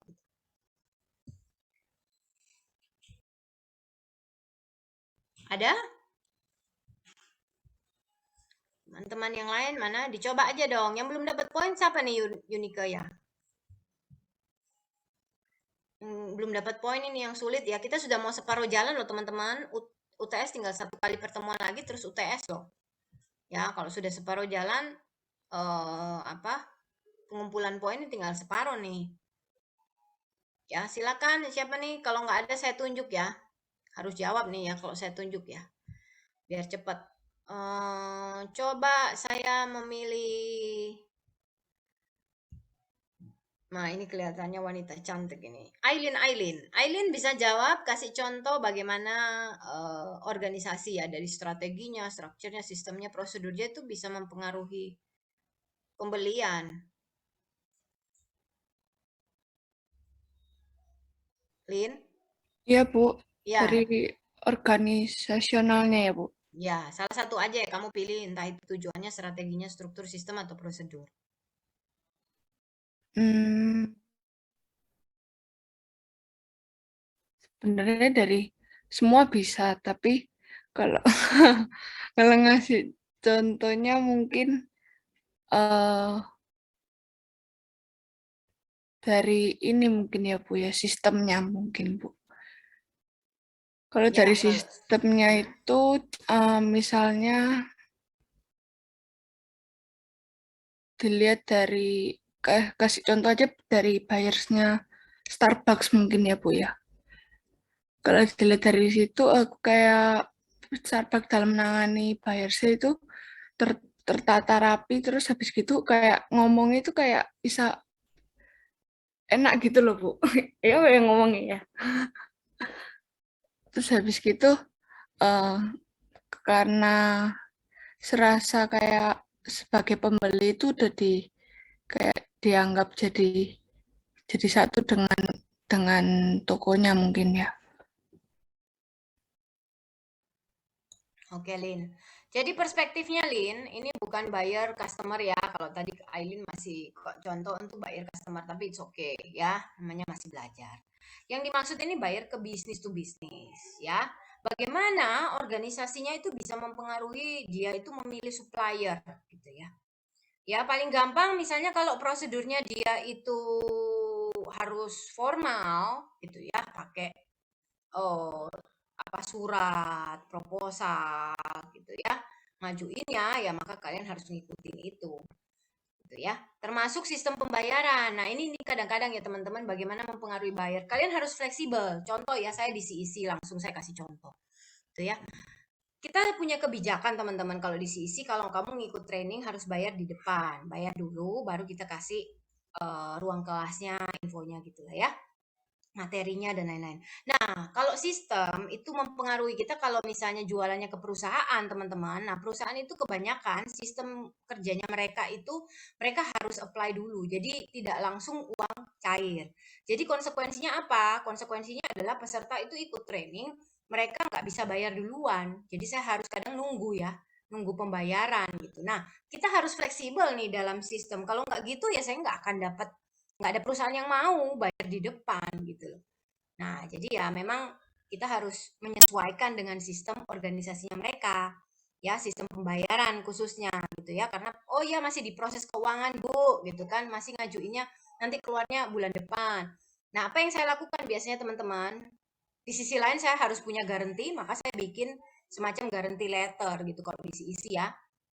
Tanda tangan oleh mereka, gitu ya, menyatakan bahwa akan membayar pada kondisi tertentu gitu. Apa yang kita tahan? Sertifikat biasanya. Kita nggak akan ngasih sertifikat, mereka tetap bisa ngikut training gitu ya, tapi pembayar di belakang. Tapi ya biasanya sih ya organisasi kalau kita peserta dari perusahaan itu nggak pernah nakal teman-teman. Maksudnya nggak pernah terus nggak bayar gitu, nggak pernah gitu ya. Karena memang kita tahu kalau konsekuensinya ya kalau jualan di perusahaan itu keluar uangnya tidak bisa cepat. Sekali lagi ya saya garis bawahi, keluar uangnya itu nggak bisa cepat.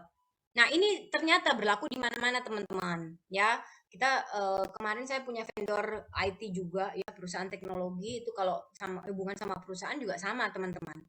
Keluar uangnya nggak bisa cepat. IO itu juga gitu. Jadi mereka handle event ya, nagih ke klien perusahaannya itu nggak bisa langsung keluar uangnya. Jadi konsekuensinya apa? Cash flow. Ya, ini kan kalian akuntansi ya? Oh ya, berarti tahu ya istilah cash flow ya. Arus kas, uang yang ada di tangan untuk kamu bayarin dulu. Contoh ya, IO itu kan kamu harus bayar vendor-vendor dulu sih, DP-DP kan. Ya toh? Nah, kalau kamu punya koneksi sama si vendor sih oke ya, pending gitu. Tapi kalau IO baru gitu ya, itu kan kamu harus bayar dulu atau beli dulu ya, mengeluarkan uang dulu sebelum kamu dapat uang, dapat gantinya. Nah, itu makanya cash flow-mu harus kuat, teman-teman. Sama ya, kemarin juga ada proyek perusahaan IT ngomong ke saya bilang, "Bu, kita perusahaan baru gitu ya, cash flow-nya rada susah lagi nyari founding gitu ya." Nah, kayak gitu-gitu loh, teman-teman ya. Jadi handle perusahaan itu memang kalau saya berkesimpulan, terutama kamu kalau jualan jasa ya, cash flow-mu harus kuat gitu ya. Kalau IO itu kita jujur ya, kalau bisnis IO saya sedikit share ke kalian ya. Itu kalau bisnis IO corporate terutama, itu mereka punya level-levelnya teman-teman. Jadi level yang ratusan juta itu nggak akan berani ngambil tender event yang harganya miliaran karena itu tadi dia tuh nggak punya tabungan miliaran untuk nalangi dulu gitu, untuk create eventnya dulu baru dibayarin. Ngerti ya maksudnya ya? Nah dia sanggupnya seberapa gitu, tabungannya cash flow-nya dia sanggupnya seberapa dulu dia talangi event yang sesuai, yang setara skalanya gitu. Jadi ternyata saya juga baru tahu ya dari praktisi mereka punya level-levelnya gitu, seberapa kuat fundingnya. Nah itu contoh ya teman-teman, contoh yang sangat spesifik terkait sistem organisasi dan bagaimana kita menanggapinya gitu ya. Kalau kamu mau target bisnis tuh bisnis gitu ya, nggak gampang itu.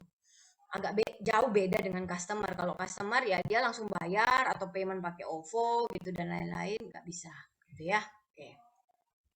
Ada yang bisa personal, interpersonal ada yang bisa? Melinda mau coba. Siapa nih? Melinda. Melinda, silakan Mel. Mungkin kalau yang influence itu, kalau misalnya biasanya kayak habis di review kayak sama orang-orang gitu, jadi perusahaannya kayak terkenal, jadi orang-orang lebih tertarik sama perusahaannya itu. Atau kayak dari review dari orang yang dikenal kayak dari teman atau keluarga gitu. Ya, ini kamu harus mempelajari intinya tadi ya. Ini rada susah-susah juga. Kenapa? Karena kamu harus mempelajari siapa sih yang bagian influencer, siapa sih yang bagian pembelian, siapa sih yang punya wewenang. Susah juga. Kenapa? Dalam perusahaan yang benar-benar kamu nggak tahu ya, nggak punya networking, nggak punya orang dalam istilahnya gitu ya. Kamu nggak, mereka itu kan nggak pakai label ya. Oh, saya ini yang bagian influencer, saya bagian wewenang, saya bagian otoritas gitu kan nggak ada ya. Nah, ya. Jadi ini sulit, kemudian jadi sulit karena tadi itu gitu. Tadi Melinda menyampaikan solusinya apa, Mel? Solusinya yang mana? Mengatasi tadi kamu bilang influence itu? Mungkin kayak dari lihat reviewnya orang-orang gitu. Oh, itu masih mindset customer juga ya, Melinda ya. Yang dimaksud ini peranan yang tadi saya bilang.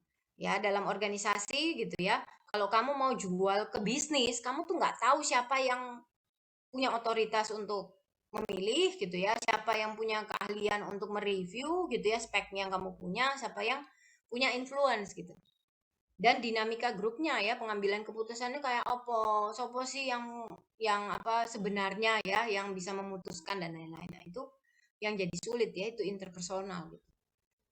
Caranya gimana ya, makanya kalau istilahnya orang dalam gitu ya, itu penting banget ya, penting banget.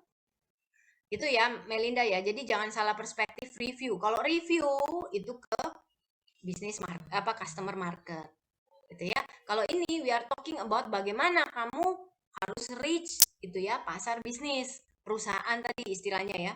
Masuk ke perusahaan, terus proposalmu goal, nah itu dipengaruhi oleh dinamika di dalamnya mereka kan gitu ya. Siapa yang memutuskan gitu ya, dinamika grupnya mereka. Ya, gitu ya Mel. Terima kasih, tetap dapat poin kok ya. Terakhir individual. Individual ada yang bisa? Ini tadi saya sudah kasih hint itu.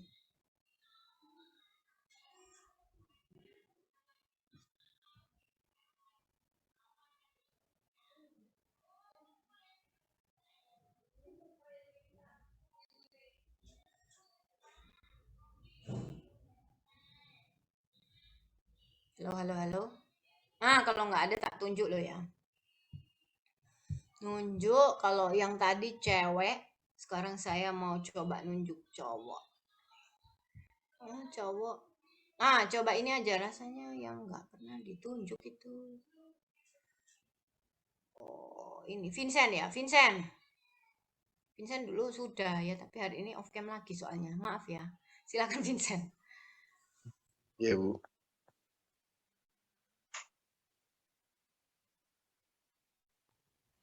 Ya, Vincent, kira-kira menurut kamu individual ini bagaimana bisa mempengaruhi buyer tuh ya? Proposal kita goal apa enggak di perusahaan tuh bagaimana aspek individu ini bisa mempengaruhi gitu loh. Mungkin kalau yang kayak Ibu tadi cerita tuh mungkin kalau sama kayak koneksi ini mungkin punya track record jelek gitu mungkin Bu. Punya apa maksudnya? Track record jelek jadi kayak pernah nilep apa gitu mungkin. Apa itu istilah Jawa gak ngerti? Sorry. Gimana maksudnya? Jadi kayak nakal gitu-gitu tuh Bu. Jadi kayak mau kerja sama gitu males mungkin Bu. Oke, ya kadang-kadang ya itu tadi ya mungkin banyak contoh saya sudah saya sebutin tadi gitu ya. Misalnya motivasi gitu ya kamu ambil dari sini ya orang yang memutuskan itu ya motivasinya dia yang dia lihat adalah tadi ya kalau kamu nggak memberikan kalau ini saya terjemahkan dari contohnya Vincent ya. Kalau motivasinya dia adalah untuk mencari tambahan gaji dari kedudukannya dia gitu ya maka ya tadi ya muncullah model-model yang nakal katanya Vincent tadi itu gitu ya karena dia memang motivasinya untuk itu gitu kalau kamu nggak ada fulusnya maka dia nggak akan ngegolkan walaupun produkmu sebagus apa contoh ya ini saya kasih contoh ya gitu atau preferensi dan buying style gitu buying style ada yang model nggak usah proposalan pokoknya kita rapat omong-omongan gitu ya nah gitu ya buying style juga ada yang model ya harus formal gitu ya ada yang model nggak formal ada yang oh nggak bisa lewat telepon gitu ya harus ketemu gitu nah itu preferensi individu semua gitu ya bisa gagal teman-teman gara-gara ini ya bisa gagal karena proses individu ini ya intinya like and dislike ya kalau mereka sudah nggak senang sama perusahaannya kalian gitu ya pasti proposalmu nggak akan dilanjutin nah itu kan susahnya ya. Nah, ini sebenarnya tadi kita sudah bahas ya teman-teman, ada banyak faktor di sini gitu ya. Selain dari sisi ekonomi, teknologi, politik gitu ya, keuangan gitu ya, kemudian dari sisi budaya, kompetisi, supply material, and demand ya, ini terutama ya. Demand daya beli ya teman-teman ya, daya beli mempengaruhi juga. Daya beli maksudnya apa yang tadi saya bilang ya. Kalau misalnya mereka itu mau berapa banyak yang dibeli ke kalian sekarang itu bisnisnya rame apa enggak gitu ya kemungkinan walaupun kalian ada perjanjian gitu ya tiap kali beli gitu ya biasanya 3 bulan sekali dia beli gitu ya tapi karena bisnisnya lagi sepi ya mungkin jadi 6 bulan sekali setahun sekali gitu ya nah akhirnya mempengaruhi permintaan ya bukan cuma jumlahnya ya teman-teman tapi apa yang di-adjust tadi ya pasarnya kepengen begini gitu ya contoh tepung tadi gitu ya pasarnya kepengen kalau bisa tepungnya misalnya ada rasa-rasanya mungkin gitu ya nah jadi mempengaruhi supplier juga gitu ya, elastisitas tepungnya gitu ya, dan lain-lain gitu ya. Jadi demand itu juga mempengaruhi ya, demand dari si customer bisnisnya itu ya. Ini banyak, nggak akan saya ulas satu-satu guys ya. Coba kalau Anda tidak paham tolong tanya ya. Saya cuma bisa ngasih contoh satu-satu tadi ya. Termasuk ya ini ya, tadi kita sudah bahas contoh sistem, prosedur pembayaran, itu juga tadi termasuk gitu ya, struktur organisasi, strategi, objektif gitu ya. Misalnya contoh strategi gitu ya, kalau kamu berhadapan dengan bisnis yang punya strategi internasional, kebetulan kamu juga perusahaannya sudah, produknya itu sudah dapat ini ya, garansi kualitas internasional ya. Sekarang kan ada ya, kamu daftarkan produkmu terakreditasi secara internasional gitu. Contoh kemarin yang yang saya bilang di itu ya, kuliah tamu lagi, seminar gitu, yang kelas ini mungkin nggak ada yang ikut ya, jualan emas gitu. Nah, dia itu emasnya sudah terakreditasi secara internasional. Artinya apa? Kalau kamu misalnya jual lagi emas itu di Hong Kong, di luar negeri dan lain-lain gitu ya, maka bisa laku. Nah, tentunya kalau dia targetkan ke toko-toko emas gitu ya, nah yang sesuai dengan strateginya mereka juga pengennya itu menggait pasar-pasar internasional, nah cocok gitu. Ngerti ya maksudnya ya? Strategi ya dan tujuan ya. Itu contohnya. Interpersonal tadi sudah ya, masalah dynamic, expertise, influence, authority gitu ya, dan individual factor ya, motivasi, income, education, termasuk ini ya, attitude toward risk. Ya, kamu nawarkan ke dia gitu ya, mungkin satu produk baru bisa bikin solusi, tapi dia khawatir gitu ya, waduh ini bisa laku nggak ya, nanti kalau saya ambil di kamu gitu ya, banyak-banyak nanti nggak laku gitu ya. Nah, itu attitude toward risk ya, orangnya takut ngambil resiko gitu ya. Akhirnya kamu ngasih solusi apa ke dia? Nah, ini kan nego-nego ya. Ya udah kalau gitu gini aja, kamu bayar sesuai yang laku gitu ya, tapi kamu juga akhirnya resiko di tanganmu gitu kan. Nah, kayak gitu lah dinamika dengan bisnis buyer ini, nggak pembeli, bisnis market ini nggak gampang ya teman-teman ya. Dinamikanya banyak karena kamu harus pinter nego-nego gitu ya, memberikan mereka solusi gitu. Oke. Nah, sekarang kita akan ngomongin tentang proses keputusan pembelian ya. Ini masih ingat ya, minggu lalu kalau di customer market bisa kamu buka juga gitu ya. Itu ada modelnya yang dari problem recognition, lapar gitu ya. Mencari alternatif, masih ingat ya? Mengevaluasi alternatif gitu ya.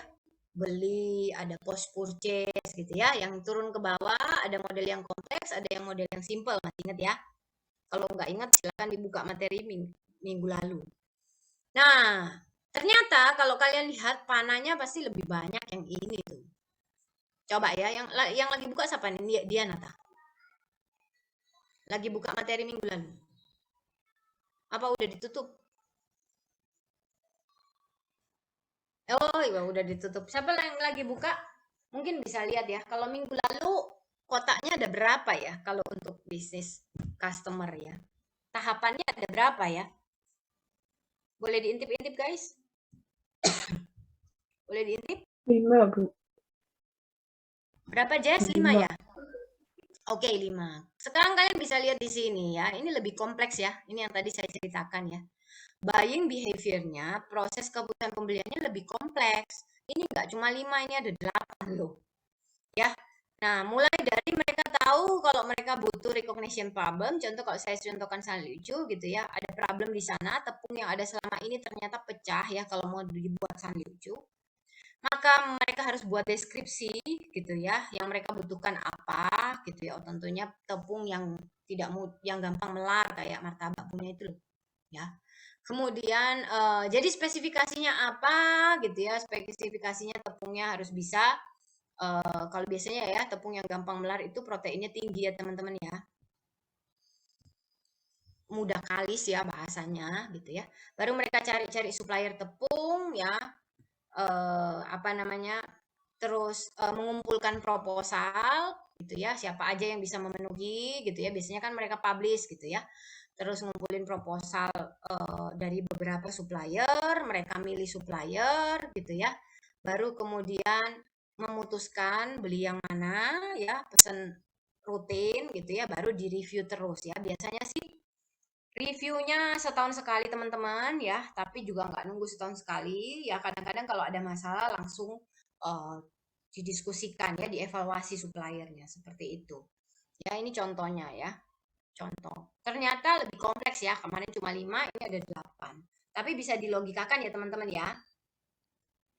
Need recognition, bikin deskripsinya, bikin speknya, terus call for supplier gitu ya, mencari supplier, kayak lowongan kerja gitu loh ya, mencari, buka open tender ya bahasanya ya, open tender, proposal terus pada masuk gitu ya, dia milih supplier yang mana yang mau dipilih gitu ya, kemudian melakukan, akhirnya dia order gitu ya, baru dia review gitu ya, gampang aja logikanya ya. Ada 8 tahapan ya, kurang lebih. Sampai sini ada pertanyaan teman-teman?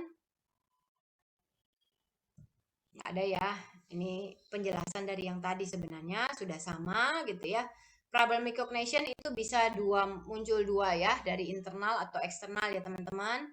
Ya, kalau internal itu biasanya dia sadar ya tentang produk baru atau butuh equipment baru gitu ya. Kalau eksternal itu biasanya dia habis jalan-jalan dari pameran, oh ternyata sekarang bisa dibeginiin ya. Nah, itu ya. Wah, kita bisa ngembangkan ke sana gitu. Maka ini apa namanya? Dia mulai cari supplier yang bisa. Nah, itu ya, internal dan eksternal stimuli.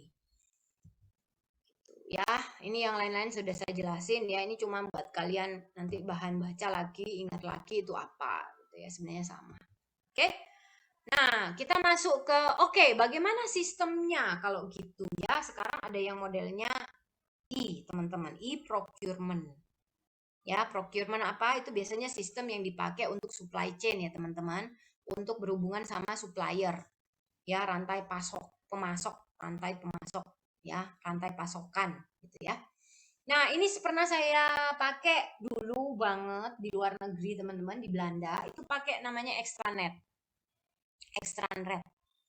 Itu ya, ada supplier bagus teman-teman, dia tuh pakai modelnya, kita itu kalau order itu tinggal masuk websitenya, kamu tulis jumlahnya gitu ya, besok barangnya datang ya. Jadi saya tinggal prediksi gitu ya, masukin di websitenya gitu ya.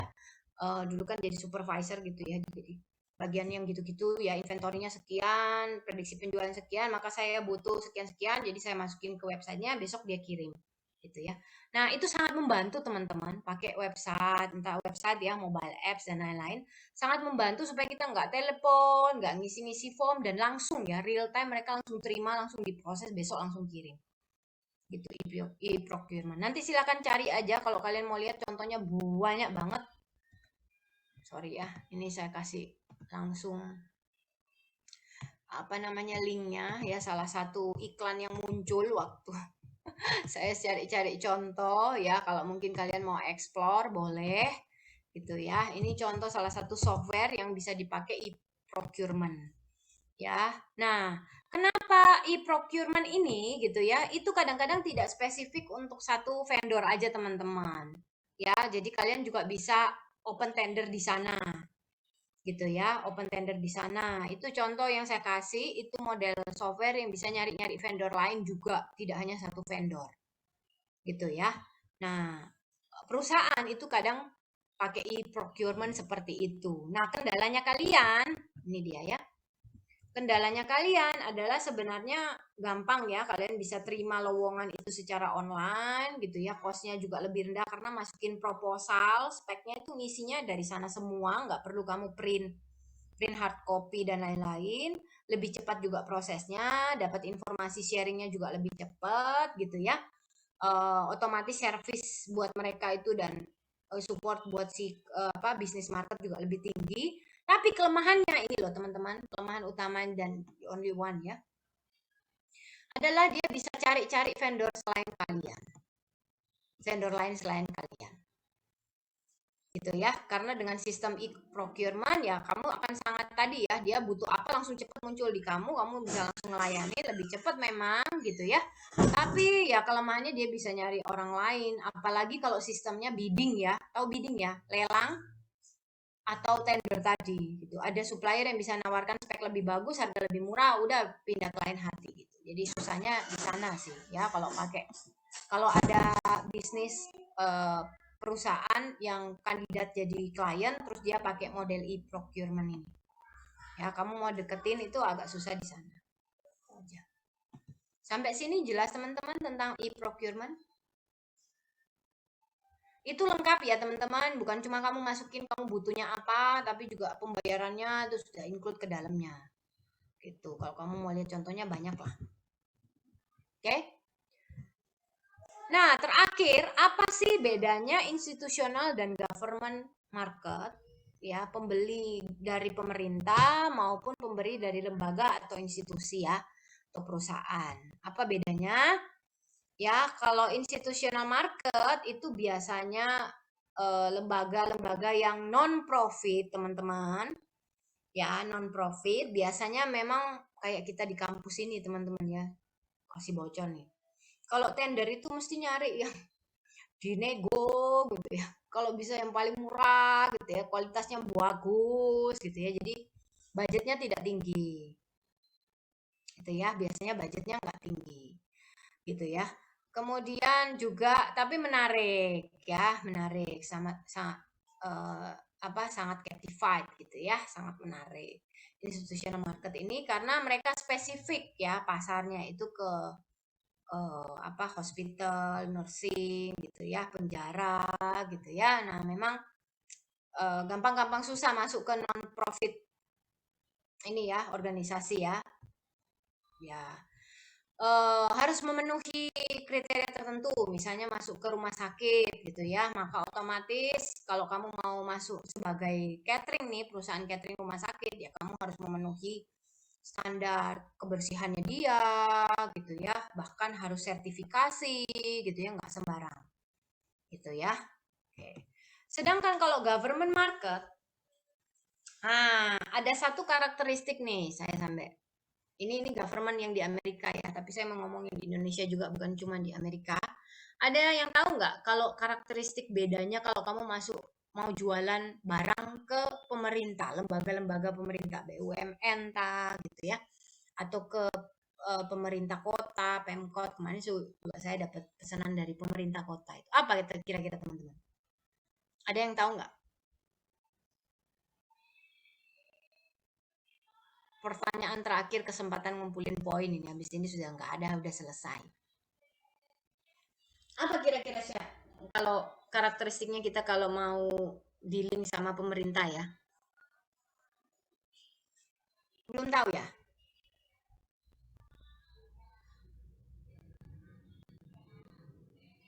Ada yang tahu?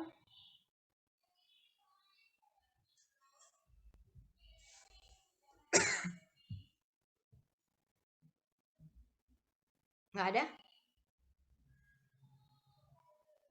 Pas? Nggak ada yang mau nyoba? Kesempatan poin terakhir? Oke, nggak ada yang mau coba ya wis. Ya, ini ya saya kasih tahu dari pengalaman ya. Kalau di chat ini ada yang muncul. Ada bonusnya, Bu. Ada pertanyaan. Nggak semua sih Natania, jujur nggak semua ya. Hanya lembaga-lembaga tertentu. Tapi ya, spesifik gini, saya mau cerita ya. Kalau dari pengalaman, ya memang mereka punya preferensi yang berbeda. Contoh, kalau kita di CEC, saya pernah nawari training itu di perusahaan BUMN ya, seperti Ciwi Kimia, Petrokimia gitu, bukan Ciwi, sorry. Petrokimia gitu ya, itu kan BUMN ya. Biasanya mereka tuh punya network yang lebih dekat dengan universitas negeri yang sesama pemerintah. Ya, jadi kalau kita ngomongin training, pelatihan gitu ya, upgrade skill, itu lebih banyak mereka ambil dari UNER gitu ya, UNBRA gitu ya, sesama universitas pemerintah. Yang kedua, kalau kalian mau dekatin pasar pemerintah, orang dalam sangat membantu, iya. Kenapa? Karena biasanya ya, pemerintah itu kalau kemarin yang kita ke petrokimia bisa masuk, bisa masuk, tapi harus ya itu tadi tender. Mereka pasti minta, oke proposalnya mana Bu? Nanti kita bicarakan. Ya ruwet lah, ruwet. Susah banget masuknya. Makanya kata orang dalam tuh juga penting banget di sini ya, selain di family business gitu ya. Kalau perusahaan yang sudah pro ya teman-teman ya, yang bukan family business dan bukan pemerintah, itu biasanya ada sistem lebih fair, istilahnya lebih fair lah. Kalau kalau model yang market yang family business atau government gitu ya, itu biasanya mereka lebih butuh network gitu. Nah, kemudian si pemerintah ini satu juga syaratnya adalah kamu sudah harus secara legalitas punya izin usaha dan NPWP. Ya, rutin membayar pajak itu pasti dicek. Gitu ya. Masalah pajak gitu-gitu tuh pasti dicek gitu. Jadi kamu harus rapi lah, pajaknya tuh rapi gitu ya, nggak ada bolong-bolongnya, nggak ada yang ininya eh, apa apa istilahnya catatan hitam gitu ya. Nah, itu baru bisa masuk ke pasar pemerintah. Karakteristik berikutnya teman-teman, pasar pemerintah itu mereka punya budget khusus. Sekali lagi ya, sebaiknya, makanya saya bilang kenapa orang dalam itu penting, ada informasi-informasi yang kamu perlu tahu gitu. Contoh kemarin kita ada pembicara dari Pemkot itu ngubungi saya nggak tahu kenapa nomor saya itu terdaftar di pemerintah ya. Jadi pemerintah Jawa Timur butuh Pak Rektor gitu ngubungi saya. Pemerintah kota kemarin butuh apa ngubungi saya, entah mengapa gitu ya. Oh, saya tahu gara-garanya yang lalu pernah ngundang Gus Ipul ya. Terus protokolernya hubungan gitu. Nah, jadi singkat kata singkat cerita teman-teman, tadi kemarin saya ada permintaan dari Pemkot gitu ya untuk minta tolong carikan orang yang bisa ngomongin di sesinya mereka. Nah, itu mereka teman-teman, itu sistemnya sekarang online ya. Jadi masukkan secara online dan ada standarnya. Sekali lagi ya, ada standarnya. Itu kalau mau mereka mau apa gitu ada standarnya. Nah, sebaiknya kalau kamu sudah dapat informasi gitu ya, standarnya mereka itu seberapa, jadi kamu bisa nyesuaiin harga sesuai standarnya mereka. Gitu. Ya, kadang-kadang kan model orang kita nggak tahu ya tadi ya. Individual tuh kan beda-beda ya. Ada yang oh ya malah saya nego-nego gitu ya, yang nggak ngomong gitu ya. Pokoknya kamu nggak ngajuin proposal ternyata nggak sesuai standar, dia nggak ngomong padahal bisa dinego gitu ya, nggak ngomong langsung cancel gitu ya, milih yang lain. Nah, itu kan juga nggak pas gitu ya. Jadi itu ya karakter pemerintah yang saya tahu di luar ini gitu ya. Kalau yang sesuai ini tadi ya, biasanya mereka prefer ini ya domestik. Jadi keuntungannya adalah kalau kamu bukan perusahaan asing, nah mereka lebih suka yang domestik ya. Kemudian adalah unsur tender dan lelang, gitu ya. Jadi harus masukin proposal, ada persaingan, kadang-kadang juga suruh presentasi, gitu ya. Nah, dan biasanya yang mereka pilih yang terbaik ya, yang bisa ngasih harga yang murah dan kualitas bagus, gitu. Ya, dan pemerintah ini pasti ya dipengaruhi sama kebijakan, arahan pemerintah itu kemana, makanya kita selalu lihat mereka sekarang tuh sedang strategi apa, gitu ya, kita tawarkan yang sesuai gitu teman-teman. Jadi contoh-contoh ya, kalau saya di bidang training, kita tahu oh pemerintah sekarang arahannya lagi digital tuh, digitalize. Maka yang kita ajukan tuh topik-topik yang digital. Contohnya gitu teman-teman. Ya mereka belum punya apa gitu ya, jadi gitu. Jadi lihat arahan strategi besarnya, baru kemudian nerjemahkan ke bisnismu masing-masing, gitu ya. Nah, kalau yang poin kedua ini, saya nggak tahu apakah ini mungkin di USA ya. Saya rada ragu kalau di Indonesia juga, gitu ya. Maksudnya itu kalau pasar pemerintah itu ya di USA ya, mereka itu mempertimbangkan hal-hal yang di luar ekonomi faktor ya, maksudnya di luar harga, di luar budget dan yang tadi-tadi ya. Tapi juga mereka lebih prefer ya, lebih suka menerima tawaran-tawaran atau proyek-proyek dari perusahaan-perusahaan yang ini yang butuh bantuan ya. Small business, depressed, minority gitu-gitu. Itu kalau di US sih, karena mungkin rasa CSR-nya lebih tinggi ya. Kalau di Indonesia, sorry, kalau yang ini saya nggak yakin ya. Mungkin ada orang kalian yang punya pengalaman bisnis dengan orang tua atau bisnis sendiri, silakan disampaikan ya. Tapi saya belum punya pengalaman di Indonesia kalau mereka mendahulukan perusahaan-perusahaan ini sih, gitu. Ya, jujur ya, ini apa yang pengalaman saya gitu. Oke, itu aja dari saya teman-teman. Ada lagi yang mau bertanya atau melempar diskusi boleh, boleh banget.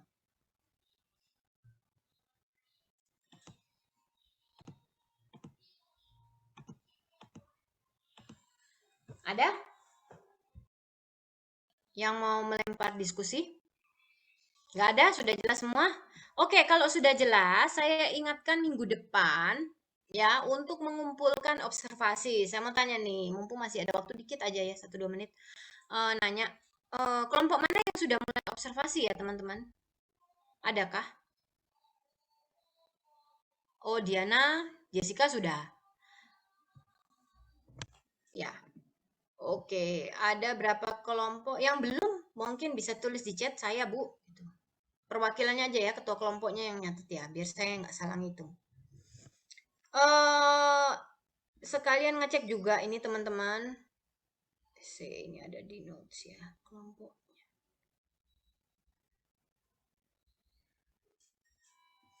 Sekalian ngecek ya, Melinda ini sudah menentukan, biar brandnya nggak ada yang sama ya teman-teman. Melinda ini kelompoknya pakai brand apa? Pizza Hut, Bu. Oke, Pizza Hut. Cynthia pakai apa?